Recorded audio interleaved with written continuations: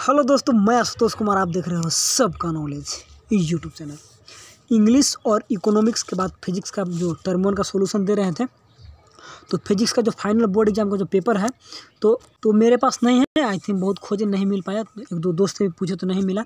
तो आखिरकार उसमें जितने भी क्वेश्चन थे सारा मॉडल सेट से था। और मॉडल सेट जो 1 थे, 5 मॉडल सेट आया था। तो मॉडल सेट जो 1 था वहीं से सारा क्वेश्चन थे, अधिकतर क्वेश्चन वहीं से थे।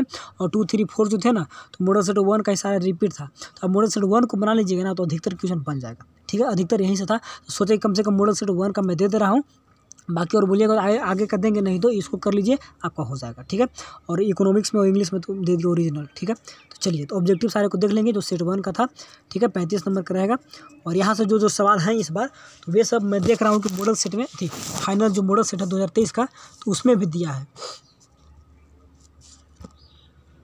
तो एक सेकेंड, तो इसके लिए इम्पोर्टेंट है, इसको तो क्या बोलते हैं, तो देखे तो इम्पोर्टेंट लग रहा था, तो इसीलिए सोचे कि इसको बता देते हैं। बाकी आप लोग प्रैक्टिस और कर लीजिएगा इस टाइप से। ठीक है, चलिए, फर्स्ट क्वेश्चन देखिए, सब यहाँ बनाया हुआ है। इसी को मैंने बनाया था प्रीवियस ईयर, तो मेरा सब बनाया हुआ था। तो सोचे कि आप लोग इसी को दे देते हैं, जस्ट क्या बोलते हैं, जस्ट इसी को दे देंगे। चलिए, the distance of A point from A positive charge increases the value of the potential at A point. अगर डिस्टेंस को बढ़ाएंगे, पॉजिटिव चार्ज से दूरी ले जाएंगे, तो पोटेंशियल का वैल्यू क्या होगा। ठीक है, तो यहाँ पे आंसर में तो डिक्रीज है, लेकिन कैसे डिक्रीज है इसका सोल्यूशन यहाँ पर देखिए बनाया हुआ है। तो इसको याद रखिएगा। देखिए, जैसा कि हम लोग जानते हैं, क्या जानते हैं, you know that the electric potential due to a point charge is given में कैसे होता है, V = 1/4πε0 Q। अब यहाँ पे स्मॉल q है, टेस्ट चार्ज है। ठीक है ना, और एक सेकंड, सॉरी, यहाँ पर कहाँ चला गया, आ गया। इसको देख रहे हैं, टेस्ट चार्ज है, तो Q/R होता है। ठीक है, आगे देख लीजिए, यहाँ पे लिखा हुआ है कि V is directly proportional to 1/R। ठीक, if the distance is R increases, अगर डिस्टेंस बढ़ता है तो पोटेंशियल क्या होगा, डिक्रीजेज। इसीलिए ऑप्शन बी आपका करेक्ट है। ठीक है, यहाँ से भी देख सकते हैं कि देखिए Q 2 है और R है, तो अगर डिस्टेंस किसी में बढ़ेगा तो क्या होगा, इसका वैल्यू घटेगा। तो वही था यहाँ पर डिक्रीजेज, याद रखिएगा, आपका काम हो गया।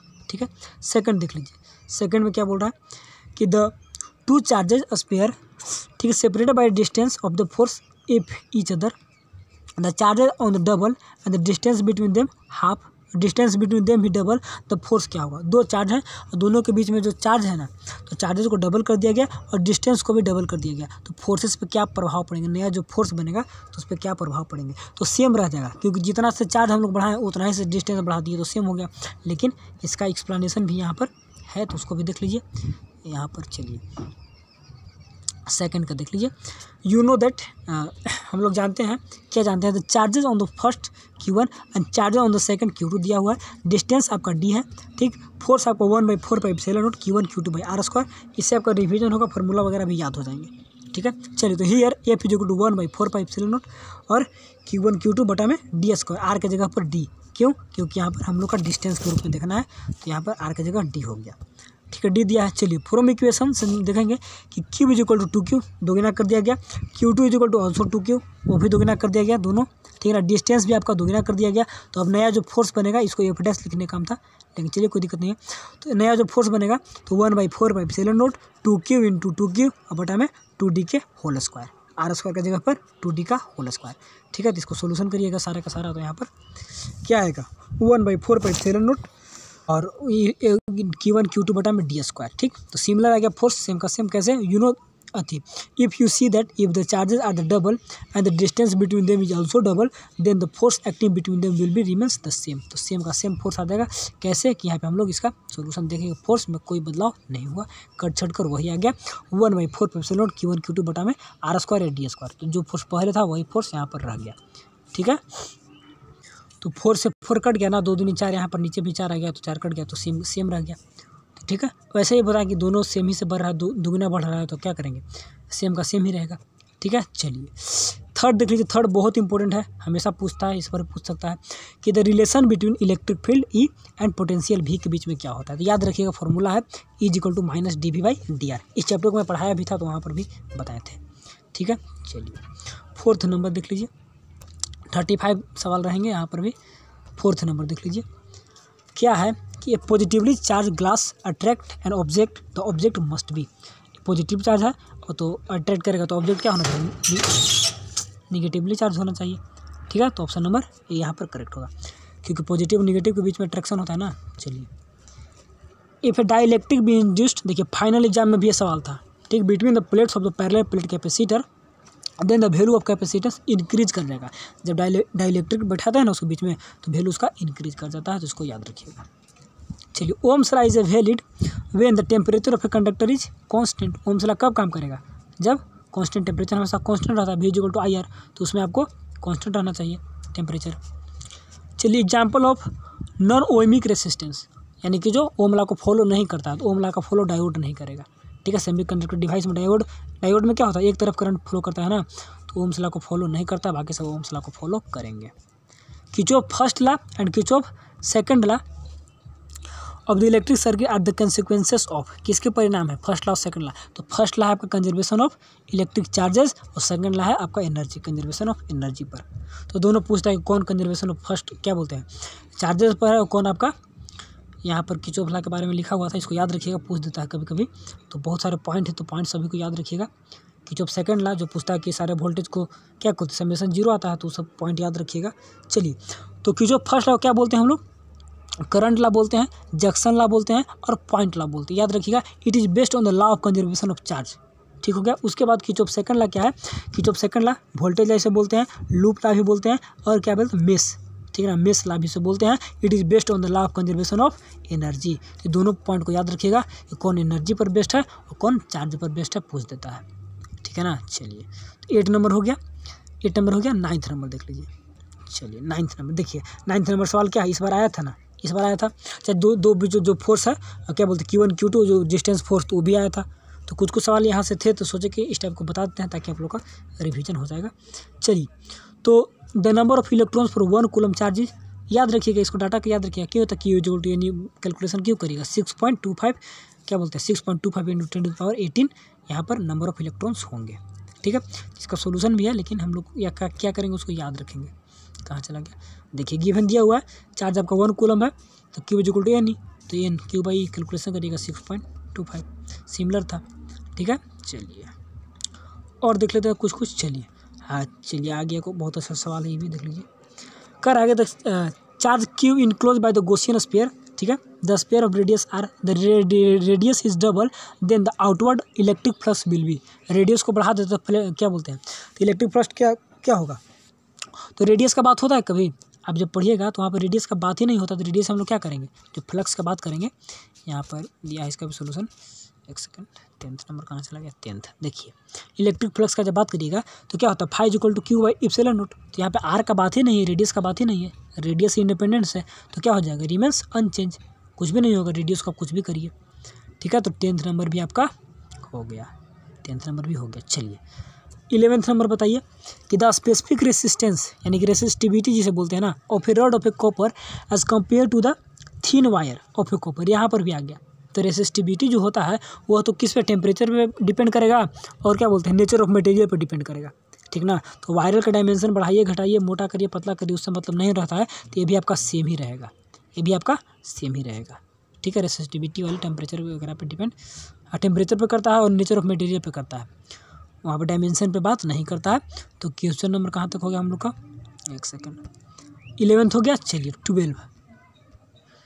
12 नंबर देख लीजिए। 12 सभी इंपॉर्टेंट MCQ, तो सारे को पढ़ लेना है। 12 नंबर क्या बोल रहा है कि the SI unit of electric plus क्या होता है, वोल्ट मीटर। कैसे होता है, इसका भी देखिए कैलकुलेशन है, इसका भी कैलकुलेशन है। देखिए, इलेक्ट्रिक फ्लक्स हम लोग जानते हैं क्या, कि फाई = Q/ds, ये तो फार्मूला है।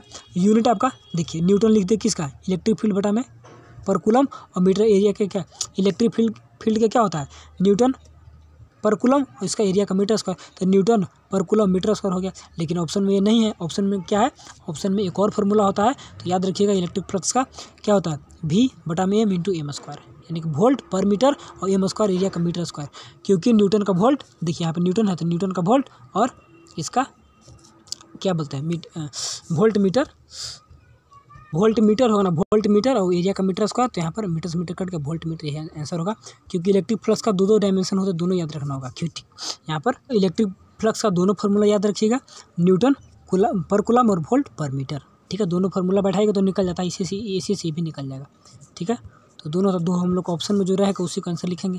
तो आपका वोल्ट मीटर होता है तो दोनों याद रखना है, तो इसका वोल्ट मीटर यहाँ पर हो गया। ठीक, फार्मूला बैठा कर निकालिएगा तो निकल जाएगा, दोनों को तोड़िएगा ना तो बन जाएगा। चलिए इसके बाद डायमेंशन निकालने के लिए आसान होता है, फार्मूला याद है तो बन जाता है, क्योंकि वोल्ट को वर्क एनर्जी में तोड़ना होगा तब बनेगा वर्क में। चलिए उसका फार्मूला कैसा तो था अभी माइंड में याद नहीं आ रहा है, तो उसको हम कर देते अभी। चलिए द ऐसा unit of electric flux is तो हो गया। इसके बाद वोल्ट मीटर याद रखिएगा, एग्जाम में आई थिंक ये भी था एग्जाम में, क्योंकि न्यूटन पर कूलम तो सभी को याद रहता है ना, तो ये याद नहीं रहता है, तो उसको न्यूटन मीटर होता है, तो न्यूटन मीटर सब याद रखते हैं, लेकिन वोल्ट मीटर कोई नहीं याद रखता है। चलिए ये देखते हैं, यहाँ पर था नोट्स मिल नहीं रहा, उसमें क्या बोलते हैं उसको किए थे कैसे, तो उसको वोल्ट में तोड़ देते थे, वो क्या बोलते हैं एनर्जी में उसको तोड़ा जाता है और तोड़ के उसको बना देते हैं। तो छोड़िए याद रखिए, अभी आप लोग आता है तो कर लीजिएगा, नहीं तो अभी हम भूल रहे हैं उसको बताते कैसे कैसे दोनों एक ही होता है। चलिए a wire P half the diameter and half the length of wire Q, similar material एक है, ठीक है ना, and the ratio of the resistance P to Q, P and Q में रेशियो बताना है, तो कह रहा है कि P wire half the diameter and half the length of Q, Q wire का डायमीटर में भी आधा है और लेंथ में भी आधा है, दोनों में वायर जो पी है ना आधा है, तो क्या कर रहा है कि the ratio of resistance P and Q, तो पी एंड क्यू का रेशियो को बताना है कि कितना दोनों में रेसिस्टेंस का होगा। ठीक है, तो 13 का सोल्यूशन देखना होगा तब जाकर समझ में आएगा। देखिए दो वायर है, इधर वायर पी का बात हो रहा है, इधर वायर क्यू का बात हो रहा है। एरिया आपका एरिया क्या होता है पाई स्क्वायर, लेकिन यहाँ पे डायमीटर के रूप में पाई डी स्क्वायर बटा 4 आ जाएगा। ठीक है ना, तो इधर d/2 हो जाएगा। तो यहाँ पे वायर क्यू है, इधर पी है, तो क्या होता है resistance rho is equal to L/A, इसका फॉर्मूला होता है। और सिमिलर रूप से यहाँ पे पाई स्क्वायर एरिया आ गया, ठीक है ना, डायमीटर के रूप में R/D, तो A is equal to d/2 का 4 इतना आ गया, एरिया तोड़ दिए, इसको तोड़ दिया गया। और आपका similar R is equal to rho इतना आ गया, आर जो क्यू वायर के लिए इतना आ गया। ठीक है, कैलकुलेशन करिएगा समझ में आ जाएगा। इसके बाद इधर चलेंगे तो पी क्या है, पी आपका आधा है सभी का। ठीक है, तो आर इसका रो L/2, एरिया आपका pi square, R is equal d/2, ठीक है ना, तो d/2 L/2, R is equal d/4, तोड़ देंगे इसको भी। ठीक है ना, from equation first R is equal to इतना कैलकुलेशन करना है d/4, और इसका भी R इज इक्वल टू 8, तो 8 आ गया सिमिलर। यानी कि जो वायर P था वो उसका आधा था, तो हर जगह इसको 2 कर दिया तो 4 में चला गया। ठीक है, तो यहाँ पे 8 आ गया, यहाँ पे इसका 4 ही रहेगा, ये दुगुना बड़ा हो जाएगा।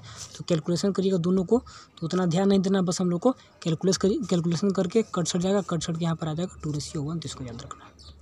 थोड़ा सा प्रोसेस लंबा था, इसको मैं कैसे इसका हमेशा आधा लेना है। ठीक है, यहाँ पर जो एल देख रहे हैं इसका L/2 में चला जाएगा। ठीक है ना, d/4 में चला जाएगा, R सब उससे आधा हो जाएगा, तो आधा करेंगे तो 2 दूनी 4 हो गया। ठीक है, तो याद रखिएगा सिमिलर रूप से उतना नहीं दिमाग लगाना है, तो सिमिलर रूप से क्या करिएगा कि P है, देखिए P half the diameter and half the length, half यानी कि आधा, तो इसको 2 मान लीजिए, इसको 1 मान लीजिए, सिमिलर 2:1, काम खत्म। ठीक है, वैसे भी रख सकते हैं।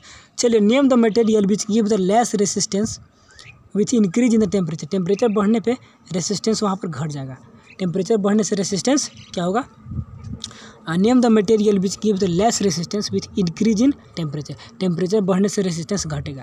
तो देखिए आपका सिलिकॉन क्या सेमी कंडक्टर है, बाकी सब तो कंडक्टर है, तो कंडक्टर में टेम्परेचर बढ़ने से रेसिस्टेंस बढ़ता है, लेकिन आपका सेमी कंडक्टर में ऐसा काम नहीं होता है, अपोजिट होता है, तो सिलिकॉन यहाँ पर बेस्ट होगा। ठीक है, 15 नंबर देख लीजिए, the electron enters the perpendicular to the uniform magnetic field, the path of electron will be circular. अगर क्या बोलते हैं यूनिफॉर्म मैग्नेटिक फील्ड में इलेक्ट्रॉन इंटर करता है तो क्या होता है वहाँ पर सर्कुलर पाथ वहाँ अपने आप वो ले लेता है। ठीक है, तो यहाँ पे याद रखिएगा। चलिए 16 हो गया, 17 को देख लीजिए, the 2 parallel conductor carrying the current in the same direction, एक ही डायरेक्शन में जाएगा तो क्या अट्रैक्ट ईच अदर, और अपोजिट में जाएगा तो रिपेल ईच अदर। ठीक है, आप दो जो देखे थे 2 कंडक्टर पैरेलल, दोनों में जो करंट सेम डायरेक्शन में जाएगा तो क्या करते हैं दोनों अट्रैक्ट एक दूसरे को करते हैं, तो ये भी याद रखिएगा। चलिए 18 number, the capacity of a capacitor will be, क्या होगा capacity of a capacitor will be farad, unit है ना, यूनिट पूछ रहा ना, तो यूनिट इसका फराड होता है। ऐसा यूनिट सभी का याद रखिएगा, सभी का कैपेसिटर का, कैपेसिटी का ऑफ ए कैपेसिटर, एक सेकेंड, तो कैपेसिटर का था ना, तो उसका फराड सभी का। एक और आपका आ गया फार्मूला बेस्ट कि द एम्पियर सर्किट लॉ, क्या बोलते हैं एम्पियर सर्किट लॉ, जो बताता है मैग्नेटिक फील्ड का स्ट्रेंथ किसी भी पॉइंट पर, तो इसका फार्मूला होता है, एग्जाम में भी था और मैं इसको गलत कर दिया था। कैसे? B.dl तो याद था लेकिन डॉट और क्रॉस में कन्फ्यूजन हो गया था। तो B.dl पढ़े थे, एग्जाम में इसको टिक मार दिए थे, क्रॉस को पढ़े, इसको याद भी था, ये भर दिए। हड़बड़ में भी तो भरने में गलत हो जाता है, इसको भर के गलत हो गया था। ठीक है, तो क्लोज इंटीग्रेशन B.dl और म्यू नोट बटा में L, तो इसको याद रखिएगा। फार्मूला बेस्ट है, तो सवाल कभी कभी फार्मूला बेस्ट रहते हैं, ज़्यादातर फार्मूला बेस्ट रहता है, उसमें कोई दिक्कत नहीं है। चलिए, the charge Q is the moving in uniform magnetic field R such that velocity V at perpendicular to B then the force acting on the charge. तो फार्मूला Q भी ये तो आपको मैग्नेटिक फील्ड का फार्मूला फोर्स का देखे होंगे। कैसे? इसका सोल्यूशन भी था। कैसे से उसका सोल्यूशन कहाँ चला गया? एक सेकेंड, नीचे में होगा। इसका सोल्यूशन कैसे प्रूफ होता है फार्मूला, तो यहाँ पर दिया हुआ है, देखिए। हम लोग जानते हैं फोर्स कैसे, Q is equal to V cross B, तो Q is equal to VB sine theta, तो साइन 90 यहाँ पर, थीटा 90 है परपेंडिकुलर, तो F इक्वल टू Q भी साइन 1 का, तो Q भी प्रूफ भी है। ठीक है, प्रूफ भी हो गया। चलिए 21, the expression for the Lorentz force. Lorentz force क्या होता है? समेशन ऑफ इलेक्ट्रिक फील्ड और मैग्नेटिक, हाँ इलेक्ट्रिक फील्ड ना, इलेक्ट्रिक और मैग्नेटिक दोनों फोर्स का जोड़ होता है।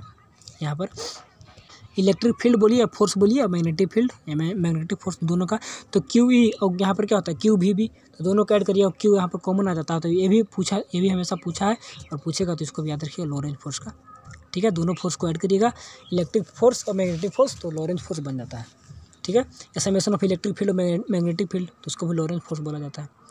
What is the value of angle of deep? देखिए एंगल ऑफ डीप से दे दिया, एंगल ऑफ इंक्लाइनेशन, डिक्लाइनेशन, क्या बोलते हैं इसको, तीन होता है ना, एक इंक्लाइनेशन, इसी को डीप बोलते हैं, डिक्लाइनेशन को डीप बोलते हैं, और एक आपका वर्टिकल कंपोनेंट, हॉरिजॉन्टल कंपोनेंट जो आ गया। तो angle of deep, what is the value of angle of dip eight magnetic equator? Equator पे 0 और पोल पर 90। ये भी सवाल था, ये भी सवाल आपका था।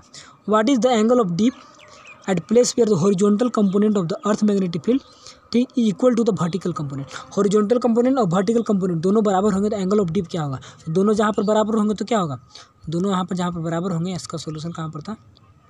देखिए, horizontal component of magnetic field और वर्टिकल कंपोनेंट दोनों बराबर है जब, तो डिवाइडिंग 1/2, तो BH, तो यहाँ पर दोनों बराबर है तो BH, तो यहाँ पर आपका tan थीटा आ जाएगा। और tan थीटा का क्या होता है? tan थीटा, तो tan यहाँ पर 1 है, देखो 45 डिग्री निकलेगा। हॉरिजॉन्टल कंपोनेंट वर्टिकल कंपोनेंट दोनों बराबर है, दोनों कट गया, तो tan 1 और थीटा का डिग्री 45 आ गया। दोनों कहाँ पर बराबर होंगे? जहाँ पर 45 डिग्री होगा। तो 45 डिग्री जहाँ पर होंगे, तो यहाँ पर 0 डिग्री है। What is the angle of, यहाँ पर कहाँ चला गया? हाँ 23 में ना, 23 का ऑप्शन कहाँ है? 23 का 45 डिग्री, ठीक है 45 डिग्री, तो याद रखिएगा इसको भी।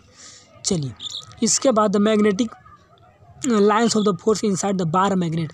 बार मैग्नेट के अंदर में क्या होता है? तो अंदर में होता है from south pole to north pole, और बाहर में कैसे होता है? नॉर्थ पोल से साउथ पोल। इसका फिगर देख लीजिए ताकि माइंड में बना रहेगा। देखिए अंदर में क्या हो रहा है? अंदर में आपका साउथ से नॉर्थ और बाहर में आपका नॉर्थ से साउथ। तो याद रखिए, इस पॉइंट को यहाँ पे याद रखिएगा कि the outside of the bar magnet आपका नॉर्थ से साउथ हो गया और इनसाइड आपका कैसा है? साउथ से नॉर्थ पोल आ गया। तो इस पॉइंट को याद रखिए तो अच्छा रिजल्ट बेस्ट बनेगा। चलिए हो गया north. 25 the magnetic element of the earth. आ गया सवाल वही जो बोल रहे थे कि क्या होता है? 3 quantity that describe the magnetic behaviour of the अर्थ। इसी को क्या बोलते हैं? मैग्नेटिक एलिमेंट ऑफ द अर्थ, ठीक है ना। और कुछ नहीं, इसी को निकेल कोबाल्ट क्या होता है? ये आपका इसको क्या बोलते हैं? मैग्नेटिक मटेरियल, ये आपका मैग्नेटिक मटेरियल है, ठीक है। तो वहाँ पर चलिए 26 आपका एक न्यूमेरिकल है कि आपका 50 henry milli henry coil carry current 4 ampere the energy store in the joule. तो कैसे होगा? इसका सोल्यूशन देखना होगा। तो न्यूमेरिकल बनाते वक्त क्या करना होगा हम लोग को? सबसे पहले गिवन लिखना होगा जो दिया है डाटा। तो 26 का सोल्यूशन कहाँ पर है? जो डाटा आपका दिया हुआ है देखिए, पहले गिवन लिख लीजिए। The energy store in the coil given by formula आपका होता है U = 1/L/I², ठीक है, करंट का स्क्वायर। तो फार्मूला एनर्जी स्टोर और तो हो गया। यहाँ पर एल आपका क्या है? इंडक्टेंस ऑफ इंडक्टर, आई आपका करंट है, फ्लो थ्रू द इंडक्टर। तो गिवन एल आपका 50 हेनरी, इसको हम लोग हेनरी में कर दिए, मिली हेनरी से हेनरी में कर दिए, और आपका आई 4 एम्पियर हो गया। और एक सेकंड यहाँ पर फार्मूला बैठा देंगे 1/2 जो भी कैलकुलेशन करिएगा तो आपका 0.4 जूल आ जाएगा। तो फार्मूला बेस्ट है, तो फार्मूला याद रहेगा। जो भी गिवन डाटा दिया हुआ है उसको बैठा दीजिएगा तो आंसर आपका आ जाएगा। तो 26 भी हो गया 0.4 जूल। चलिए जल्दी से और 2-3 है, इसको देख के ख़त्म करेंगे। 27 देख लीजिए। The polarity of A induced EMF is found by, तो क्या होता है पोलरिटी इंड्यूस ईएमएफ, कैसे हम लोग लेंज ला, कोई भी क्या बोलते हैं ईएमएफ को चेंज करते हैं तो उसको अपोज करता है, तो लेंज ला वही ना बताता है, तो यहाँ पर आपका लेंज ला याद रखिएगा। चलिए 28 आपको थोड़ा सा ही बड़ा सा न्यूमेरिकल है, तो इसका आपको आंसर याद रखिए, नहीं तो न्यूमेरिकल बताते उसको समझ में आएगा तो उसको देख लीजिएगा, नहीं तो कोई दिक्कत नहीं। प्रोटॉन, न्यूट्रॉन और alpha particle have the kinetic energy इतना है, compare the ratio of their path when the abnormal magnetic field जितना, तो आपको इसको बताना है कि रेशियो तीनों का कितना कितना होगा। प्रोटॉन है, न्यूट्रॉन है और अल्फा पार्टिकल है, तीनों है, तो यहाँ पर इसका 28 का सोल्यूशन थोड़ा सा बढ़ा जाएगा, क्योंकि यहाँ पर रेडियस देखिए 28 का क्या बोल रहा है कि if M be the mass of the charge particle and R be the radius circular path, then the necessary centripetal force regulated by the particle to move in the circular path is M V square बटा में are. ये आपका centripetal force चाहिए जिससे कि वह उसमें move कर सके अपने पाथ में, ठीक है। मैग्नेटिक फोर्स जो है F is equal to Q V B. So in the above case में क्या होगा एम वी स्क्वायर बटा में आर क्यू वी बी, आपका फार्मूला बेस्ट है यहाँ से, तो हम लोग निकाल दिए कि जो यहाँ पर क्या बोल रहा था कि द मैग्नेटिक फोर्स, तो क्यू वी बी, तो in the above magnetic force Q V B किसके बराबर, एम वी स्क्वायर बटा में आर क्यू बी, तो आर इज इक्वल टू इतना आ गया। तो काइनेटिक जो 1/2 एम वी स्क्वायर, तो भी आप निकाल लिए, और √2 एम के भी निकल गया फ्रॉम इक्वेशन फर्स्ट।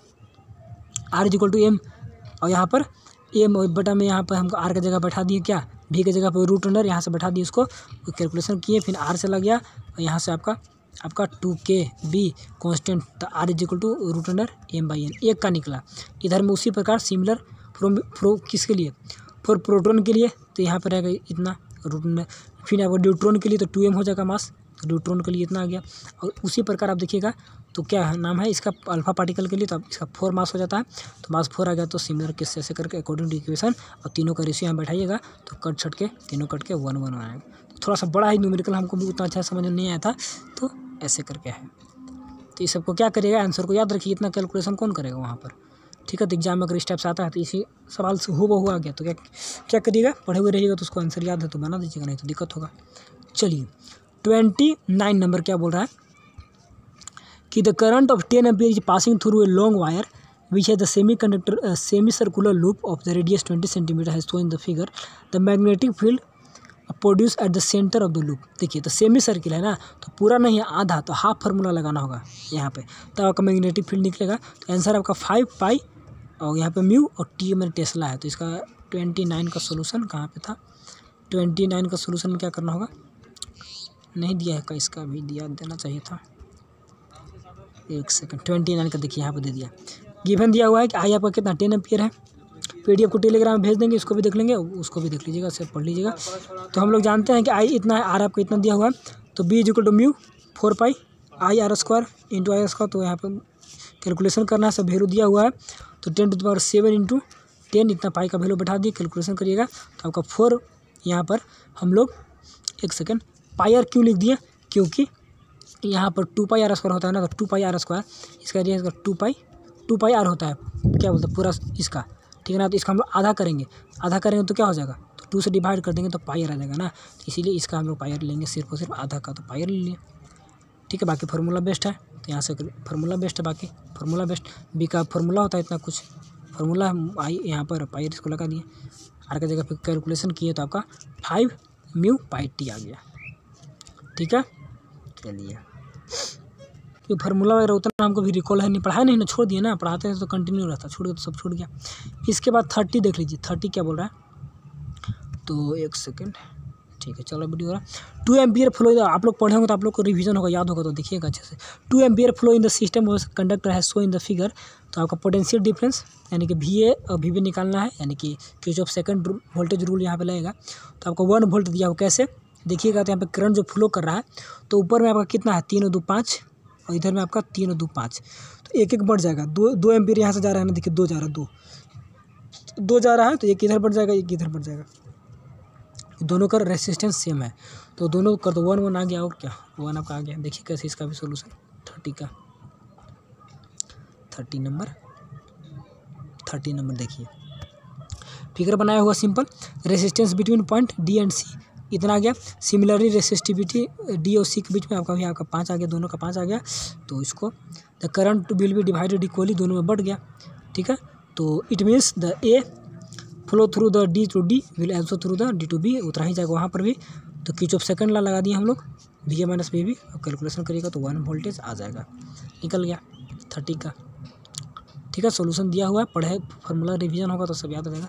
चलिए 31, why is the Wheatstone bridge more accurate than the other method of measuring resistance. It is the best on null method है, इसीलिए आपका बेस्ट होता है मेजर करने के लिए रेसिस्टेंस को। कौन? व्हीटस्टोन ब्रिज, ठीक है। ये भी आपका व्हीटस्टोन ब्रिज का ही पार्ट है ना, ठीक है। तो इसको देख लीजिएगा 31। चलिए 2-3 सवाल और हैं, इसको भी देख लेते हैं। ये भी थोड़ा सा कन्फ्यूजन वाला है, तो हमसे तो बना नहीं था, मॉडल से जो बना रहे थे तो सर बताए थे तो ऐसे ही बनाए थे। देखिए 3 equator capacitor equal capacitor each with the capacitance C connected so in the figure, then what will be equivalent capacitance आपको निकालना है। तो इसको तोड़ना होगा अलग अलग, यहाँ से यहाँ तक एक वायर है और यहाँ से यहाँ तक एक वायर है, ठीक है। तो दोनों को तोड़ के बनाना होगा। तो इसका आंसर है 3 है कैपेसिटेंस। और लेकिन इसका सोल्यूशन यहाँ पर कहाँ पे चला गया, देखिए इसको तोड़ दिया गया है सारे को। एक वायर यहाँ से यहाँ तक है, एक वायर यहाँ से यहाँ तक है। इसके बाद यहाँ पे इसको फिर अलग अलग एक ही में कर दिए, ऊपर को ऊपर कर दिए। देखिए इसको ऊपर कर दिए, ये बीच में रह गया XY देखिए यहाँ बीच में रह गया। और यहाँ पे यहाँ से यहाँ चला गया, ये Y इधर चला गया और X यहाँ से यहाँ तक यहाँ से इधर चला गया। तीनों को तोड़ दिया गया। तो तीनों यहाँ पर देख रहे हैं कैसे है, पैरेलल है। तो पैरेलल है तो with all 3 are the capacitor connector parallel है। तो C1 C2 C3 3C तोड़ना होगा तीनों को, तब जाकर बनेगा, ठीक है। चलिए 32 हो गया, 32 भी हो गया। 33 देख लीजिए, 33 देख लीजिए। आपका CSC क्रिस्टल दिया हुआ है, केमिस्ट्री में पढ़े होंगे। तो इसके बाद C plus ion Cl minus ion arrange in the BCC configuration है आपका, ठीक है। इसके बाद show in the figure the net electrostatic force exerted by the C plus and C minus ion. तो दोनों में फोर्स कितना, फोर्स 0 लगेगा, लेकिन कैसे 0 लगेगा तो इसका भी एक्सप्लेनेशन दिया हुआ है। इसका भी एक्सप्लेनेशन एक के जगह पे दिया हुआ 8 कोना है ना, तो 8 कोना पे सिमिलर रहेगा। तो एक के जगह पे याद कर लीजिए कि पॉजिटिव CS प्लस और यहाँ पर दोनों करके हम लोग क्लोरीन माइनस, तो जितना इधर से लगाएगा उतना इधर से लगाएगा दोनों, तो दोनों निगेटिव में आ जाएगा, तो नेट फोर्स 0 आ जाएगा। तो एक केस का है तो सिमिलर रूप से सारे केस का 8 कोना का जो केस होगा ना, तो यहाँ से हर जगह सिमिलर लगाएगा 8 कोना से, तो ओवरऑल 0 निकल जाता है। तो याद रखिए कि इसका आंसर 0। 33 हो गया 30। इसके बाद 2 सवाल और हैं, उसके बाद समाप्त हो गया। चलिए तो 30, what is the angle between the electric field and इलेक्ट्रोपोटेंशियल surface. तो क्या होता है, इलेक्ट्रोपोटेंशियल सरफेस तो परपेंडिकुलर होता है ना इलेक्ट्रिक फील्ड, तो यहाँ पर परपेंडिकुलर होता है, तो यहाँ पर 90 डिग्री एलवेज, ठीक है। इक्विपोटेंशियल सरफेस पे इलेक्ट्रिक फील्ड क्या होता है, परपेंडिकुलर। चलिए लास्ट सवाल है, when the magnet is move with the north pole to south pole, और the north pole a closed coil, the nearer end of the coil act has, एक second, the magnetic force with N pole towards the close coil, ठीक है। North pole के साथ close coil, the nearer pole end with the nearer end of the coil act has north pole.